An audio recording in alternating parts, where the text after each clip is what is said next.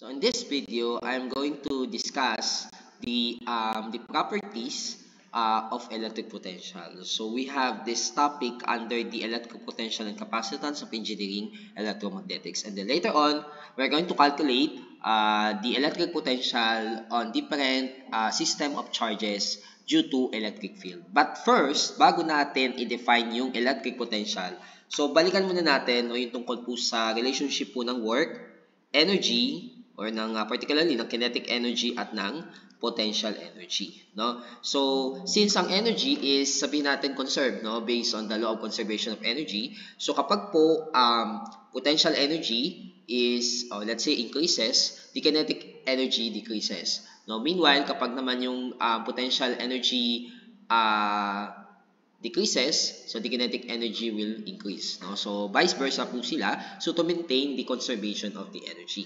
So let's have this one, no? Let's have this a positive charge, no, that is fixed in its position.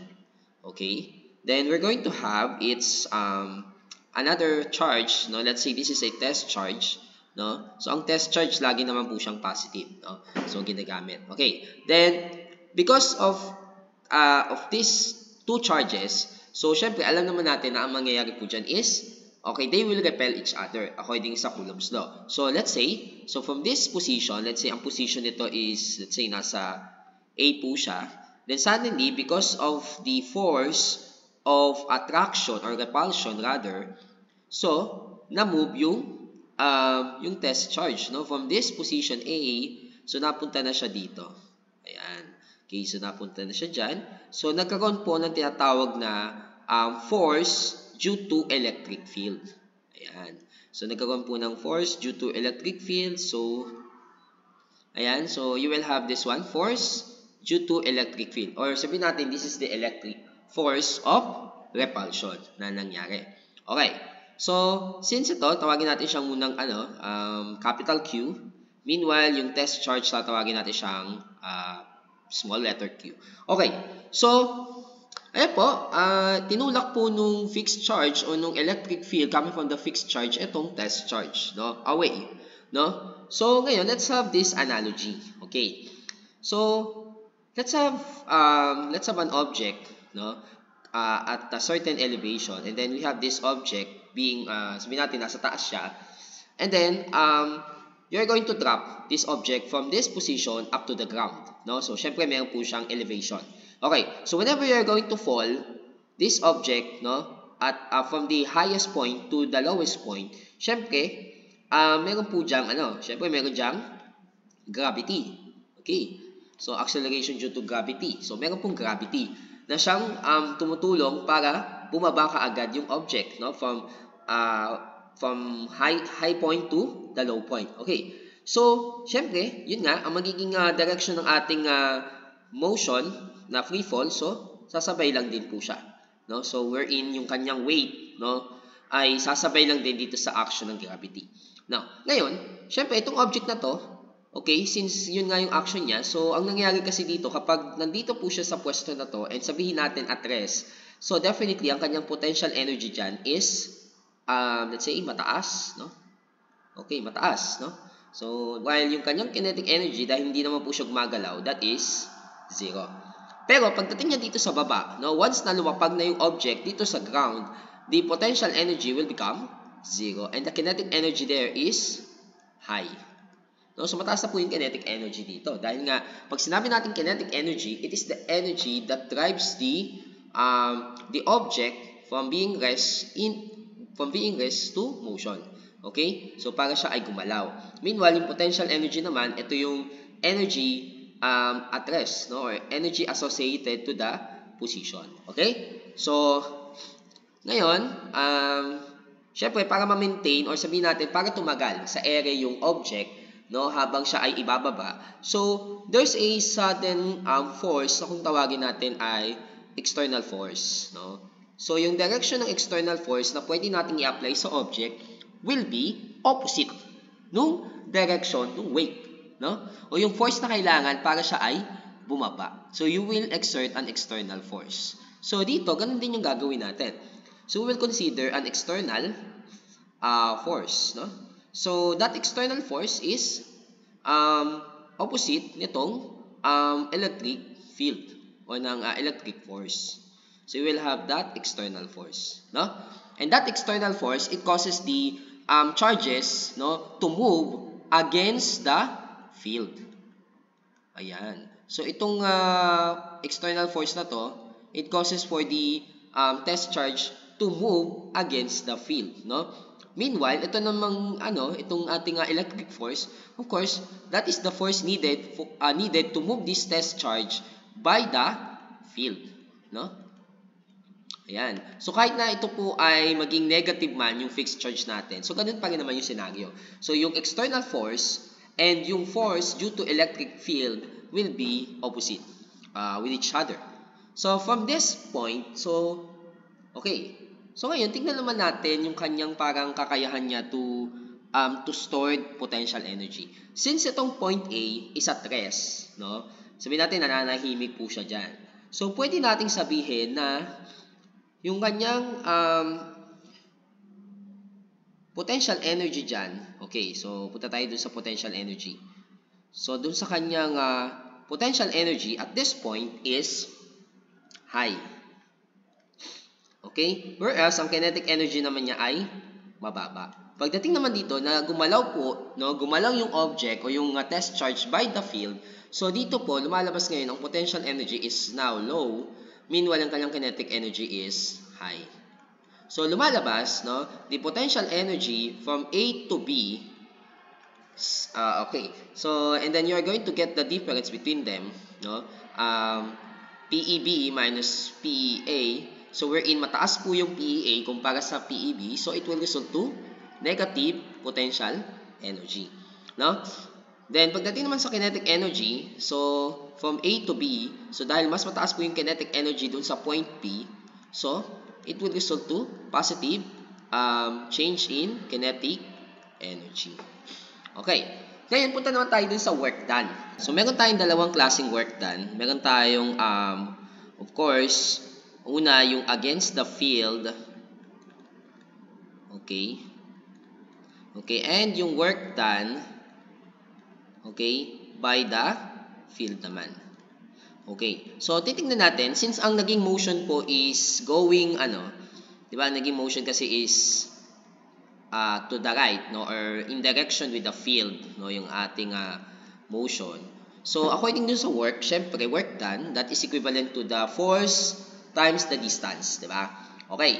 Since yung direction o yung ating force due to the electric field is same with the direction of the motion, so pwede nating sabihin na yung work done, no, or work done by the field is positive, no? So, yung work done by the field is positive. Whereas naman, yung work done by the external force or the against the field is negative.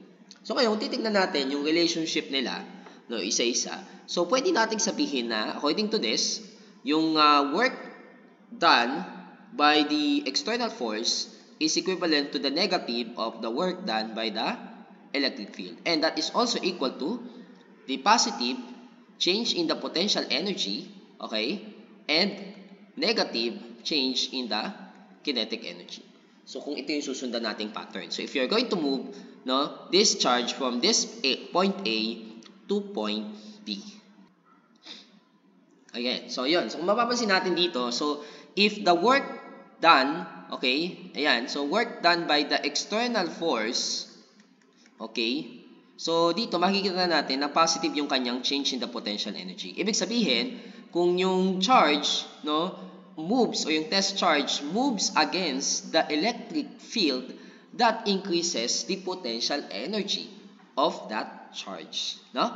Then, kapag naman, yung work done by the field, okay, or the electric field, so it will result to negative work done by the external force. No? And that is result to the loss in the potential energy. Okay? So, ayan po yung pagdating sa dito sa ating mga work done in relation with the potential energy and the kinetic energy. So, ngayon, kung kukunin naman natin yung magiging force, or sabihin natin, ayun, force due to the electric field. So we can have this one. So force by the electric field, syempre sino bang ano nito? Okay? Yung itong si Q. Ayan. So itong fixed charge na to. So we can have Q, then yung electric field. Okay. So ayan. So ngayon, i-multiply natin sila parehas dun sa DL. No? So, dun sa differential displacement na sinasabi. So, let's say we have this DL. Yan, going to that direction. Okay? With the field, no? Okay. So, dito, so i-multiply na natin siya or gamitan natin siya ng dot product dahil nga ito ay vector. Okay?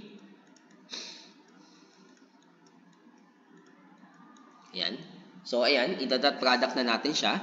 So, and then, ito, kapag pinagsama natin to, this will become a work done by the field.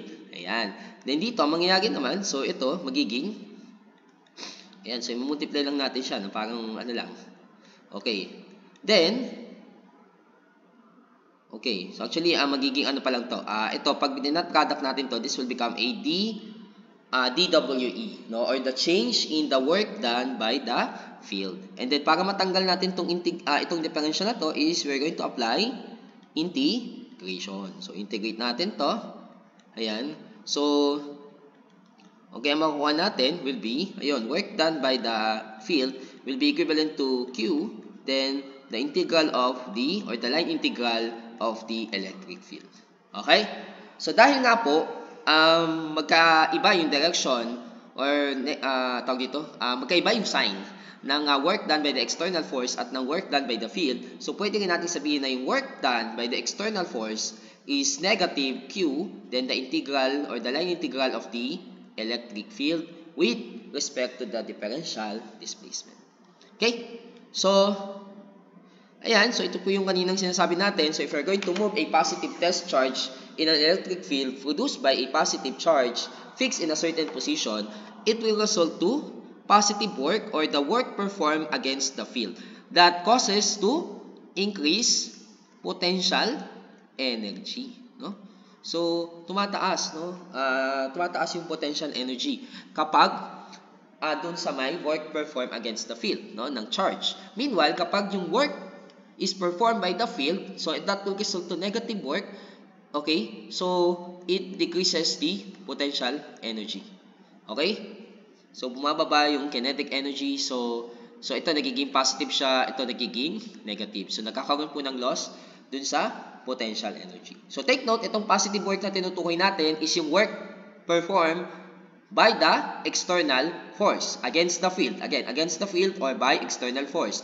Ito naman kanina, so ito naman yung work performed by the electric field. Ayan. Okay.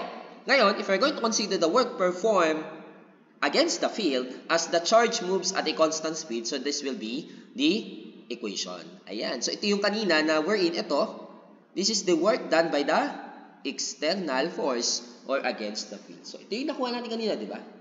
Okay, ito. Ayan. So work done by the external force or against the field, that is negative Q, then the line integral of the electric field with respect to this differential displacement from A to B, no? From the initial point to the final point, no? Okay, so take note na natin yan. Okay, then again, yung work done by the electric field that is positive, ayan, Q, then, okay, yan. Okay. So now, let's go to the electric potential. Ano ba yung pag sinabi nating electric potential? So, ang sabi dito, at any point, let's say you have this charge, no? And then, this is Q. And then, let's say dito ka nag-set ng parang point, kung saan point dito sa may electric field, where hinahanapin mo yung potential dyan. So, for you to find out the V there, okay? So, that will be the amount of work needed in moving a unit charge from infinity to that point, no? So ano daw yung magiging amount of work, no, para gumalaw itong unit charge from infinity to this point, no? So baga siya ay gumalaw. Okay? So that will be equivalent to this one. So V is equal to W over Q. So ano ba yung sinasabi nating amount of work needed? Since meron tayong dalawang work na binabanggit kanina, yung work by the field o yung work against the field. Ayan. So, syempre, we will base dun sa kanina, no, yung work done against the field. So, ang reference natin dito ng work done natin dun sa kanina, dito sa may work done by the external force, no? Okay? Or dito sa may potential nga is yung work done against the field, no? Ayan. So, yan po yung titignan natin dito. Okay? Ngayon, meron pang ibang unit, itong si electron or si work done, no? Which is what we call the electron volt. So, particularly sa electron po ito to move that electron in a field with a potential difference of 1 volt, no? So mamaya alamin natin kung ano bang ibig sabihin ng potential difference, no? Yung electron volt is a unit of work done in moving the electron that is equivalent to 1.6 times 10 raised to negative 19 joules, no? So we're in itong 1.6 times 10 raised to negative 19, that is yung kung maalala natin, ito yung charge ng isang electron. Ayan. So yung charge ng isang electron po yan. Okay.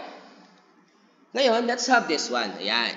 So, halimbawa, gusto mong malaman yung potential at a certain point within the field, okay, due to a point charge. So, the formula there is KQ over R. So, paano ba nakuha ito? Siyempre, kung babalikan natin kanina, yung work done by the external force, okay, so that is equivalent to negative Q, then, wag ko muna lagyan ng limit. So, the line integral for electric field and the differential displacement.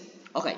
Ngayon, sabi din kanina, no, para alamin mo yung potential, so yung work done by the external force, i-divide lang natin siya sa Q. So wherein, pag dinivide mo, you will see or you will get this one. So negative line integral of the electric field. So ngayon, balikan natin. Ano ba yung formula ng electric field due to a point charge, no? So that is equivalent to, okay, so that is equivalent to, maalala pa natin, so Q over 4 pi epsilon R squared. Ayan. So, then lalagyan natin siya ng unit vector dahil nga ito ay isang vector, yung electric field. Ngayon, i-dot product natin siya sa dr r hat, no?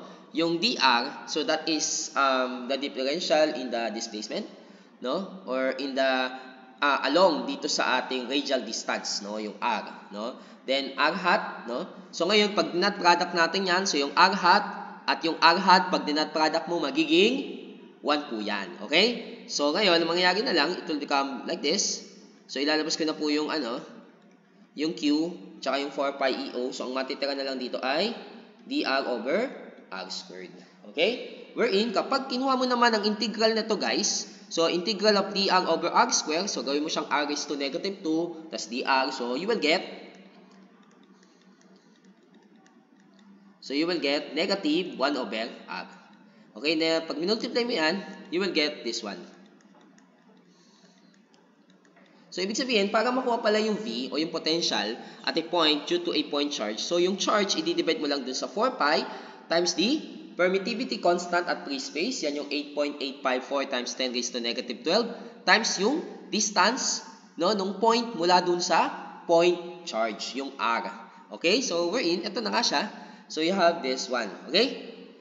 Siyempre, kapag SI yung ating ginamit na system for units, so dapat po yung K na gagamitin natin is 9 times 10 raised to 9. Yung Q naman natin is in coulombs.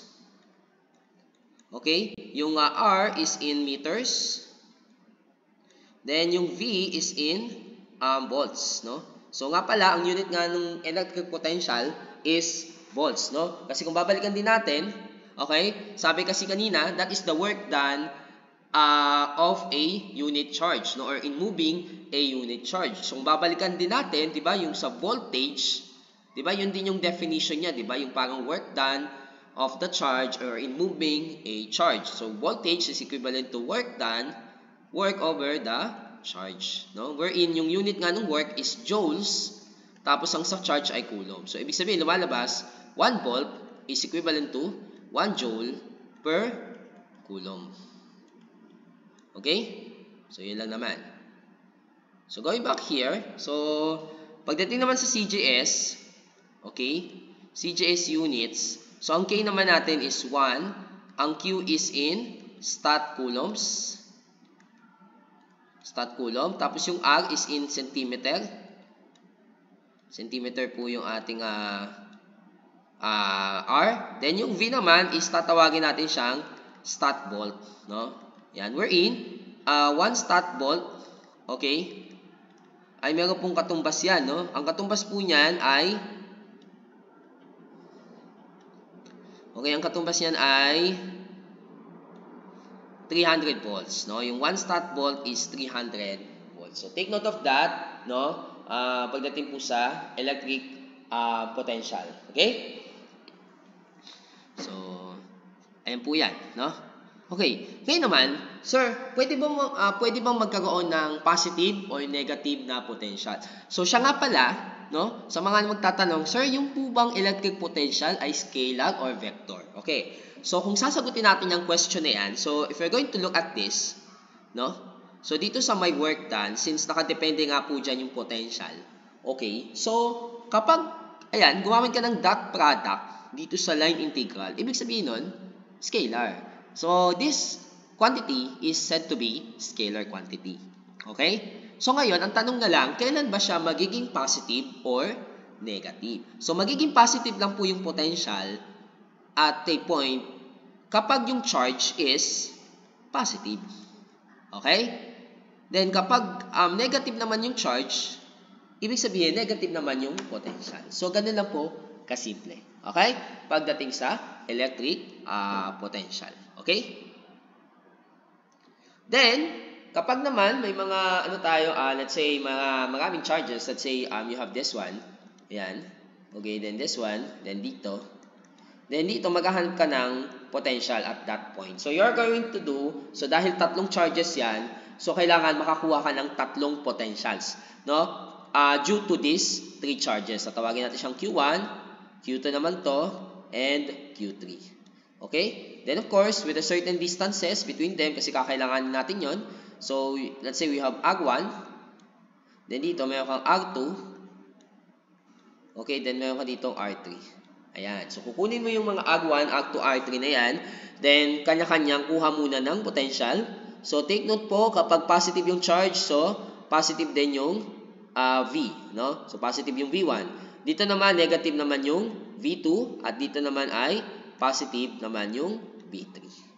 Okay? So, that is how you're going to get the electric potential at a point due to group of point charges po yan. Okay? So, ngayon, proceed tayo dito. Next tayo. So, you have the potential difference. Okay? So, the potential difference between any 2 points in an electric field is the amount of work needed to take a unit charge from one of the points to the other. Okay? So, let's say you are going to get the potential difference from A to B. Okay? So, ang tanong na lang, no, ito yung question, no, kailan ba tataas yung potential? Or kailan siya bababa? Okay. So, syempre, magdedepende lang po tayo ng potential dito sa work done by external force. Wherein, dyan, kapag positive na yung work done by external force, ibig sabihin, tumaas ang potential energy. So, ibig sabihin, no? Ibig sabihin, kapag mataas yung potential energy, doon sa sa point na yun, okay? So, kapag mataas yung potential doon, ibig sabihin, o yung potential energy, mataas lang yung kanyang potential doon. Pag mababa naman ang potential energy doon, sa point na yun, mababa na rin ang potential. So, kumbaga syempre kaya nga siya tinawag na potential energy. So, this is energy of potential. So, energy coming from the work done against the field, okay, in moving a charge, no? Ayan. So, yan po yan, no? Pagdating sa potential, no? Kung paano natin malalaman kung ano yung mababa, saan mababa ang potential, saan mataas. Okay? So, ngayon, proceed na tayo sa ating ito, yung sa potential difference. So, bakit ganun, sir? Bakit, kung kukunin mo yung potential difference from A to B, bakit VVA? Ayan. And that is equivalent to VB minus VA. So, actually, it's madali lang naman siyang maintindihan kung bakit naging ganyan. So, kung babalikan lang natin yung sa may circuits, no? Yan. So, particularly sa may nodal at saka Kirchhoffs. Okay? So, let's say you have nodes A and B, and you have a voltage here, VA. So, positive and negative. Then this one, positive and negative. Then dito, you have positive and negative. Gawin ko kaya VB, no? Instead na ano. Yan, VB ako dito. Tapos dito, VA. Tapos dito, gawin ko siyang VBA. Okay? So, ito gawin kong V. Ito naman yung A. Yan. Okay? So, kung, sige, ayusin lang natin, no? Para, okay? So, gawin natin siyang, VB, plus VA. Okay?